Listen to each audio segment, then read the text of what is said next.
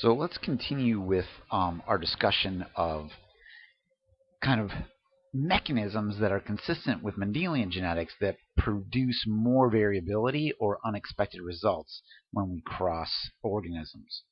So the first one I want to make you aware of is called pleiotropy. And so pleiotropy is just when you have one gene that has multiple effects. So oftentimes we associate certain hereditary diseases such as cystic fibrosis or sickle cell disease as a pleiotropic effect. So one gene, many effects. Now, kind of the opposite, and I think more interesting, is polygenic inheritance. So anytime you see what they call quantitative characteristics, so you see a continuum of traits, right? So skin color is kind of the classic example, and even this example, as we're going to look at, is simplified a bit, but it's polygenic.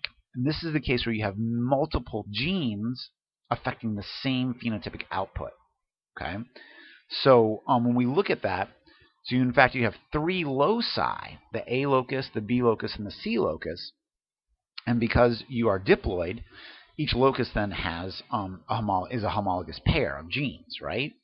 And so what you get then, if you cross two heterozygotes for each locus, you have the potential to have many more, 64 different combinations of genotypes in essence, right?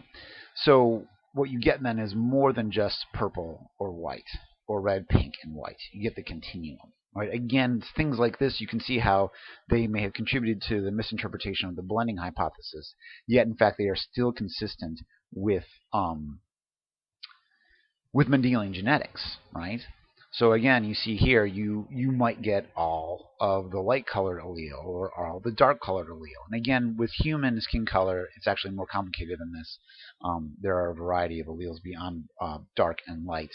But the point is that your phenotype is harboring recessive alleles. And the beautiful example of this is what you see, this picture of this family here. And this is a classic picture. The twin girls are older now. This is a mom and dad. And mom and dad on the outsides, the left and right of the picture, come from parents of European descent and African descent. And so when they had children, they are pretty much, they've got a bunch of those alleles in there. Twin girls. One is very fair-skinned, blue-eyed, blonde hair. The other is darker skin, dark-eyed, dark hair. Yet they're sisters from the same gene pool because they have the same parents. In fact, they shared the same uterus.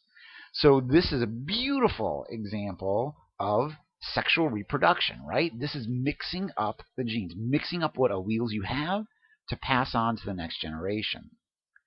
So polygenic inheritance, pleiotropy. The next one is a really tricky one, and that's called epistasis. So what you have here is a gene at one locus alters the phenotypic expression of a gene at a different locus. And so when we look at this one, the classic example here is looking at pigment deposition in hair follicles. So one gene determines a pigment color. What color is the rat or the mouse fur going to be? And the other one determines whether the pigment will be deposited in the hair or not. So how about this for kind of throwing off your ratios when you're trying to breed these things? You're like, oh, I've got two gray rats, and when I cross them, I get a 9:3:4 ratio. What's up with that? Well, what you have is the C locus actually is dictating whether or not you actually put any pigment at all into the hair follicle. So if you're a double recessive, if you're homozygous recessive for the C locus, all of a sudden you have that third option, which is no color, and that's the kind of albino mouse. So this is called an epistatic or epistasis effect. Now, the ultimate kind of hand-waving, why doesn't this look like Mendelian genetics, is what's called multifactorial inheritance. And actually, probably more of the traits that you would think about or be interested in are probably on the spectrum of multifactorial inheritance than not. And multifactorial inheritance basically says that there's going to be a range of phenotype based on the environment that an organism either developed in or is in at any given time. So, for example, hydrangeas can be either from dark blue to deep pink. All right, this is the same plant. This is not two different bred strains. This is the same plant, once grown in acidic soil, once grown in more alkaline soil. All right. So the norm of reaction then is the phenotypic range. So in this case, you've got it from blue to pink. Height in humans is a multifactorial inheritance trait, right? Depending on the amount of sleep, exercise, and nutrition that you receive as during your developing years will dictate how high you can get, how tall you can be, right? So the norm of reaction then is that range, some of which then is the range is going to be dictated by your genes, but in fact the actual height will be then affected profoundly by the environment when those genes are active. All right, so we do want to keep that in mind.